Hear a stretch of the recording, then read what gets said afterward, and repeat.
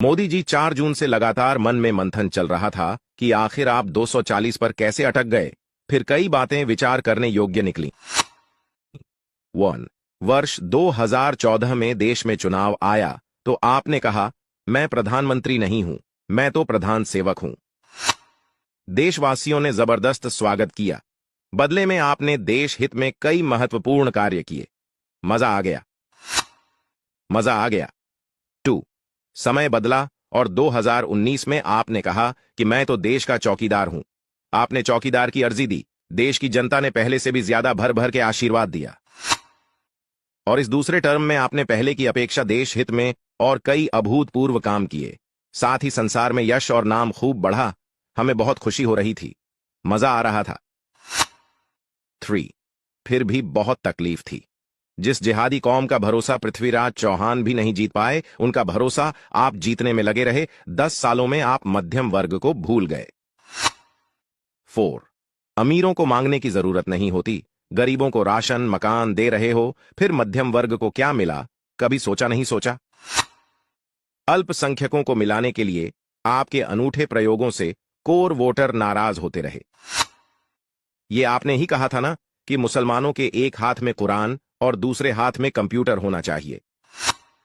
ठीक, बिल्कुल ठीक। फिर हिंदुओं के हाथ में क्या होना चाहिए? कभी बताया नहीं आपने।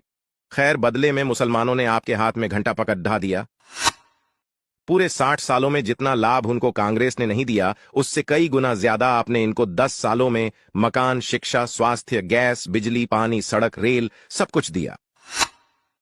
5 आपके फैसले से आपके लोग दुखी हुए, फिर भी आपके साथ दुखी भाव से खड़े रहे। लेकिन जब चुनाव का वक्त आया तो आपने सरकार बचाने या चुनाव जीतने का नारा ही नहीं दिया, जबकि साइकोलॉजिकल नैरेटिव अब की बार 400 पार का कर दिया।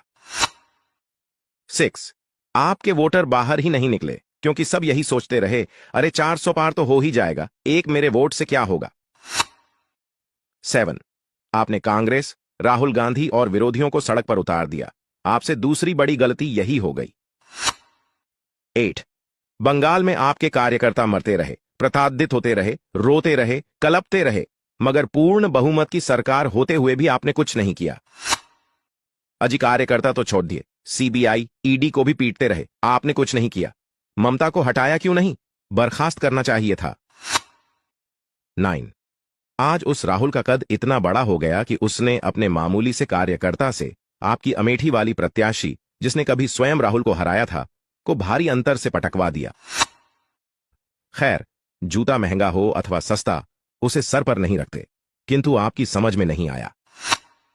10 आप नहीं माने, बीजेपी वॉशिंग पाउडर से धो धोकर दूसरी पार्टी के भ्रष्टाचारियों को पनाह देते रहे, क्योंकि आपको विश्व की सबसे बड़ी पार्टी बनना था।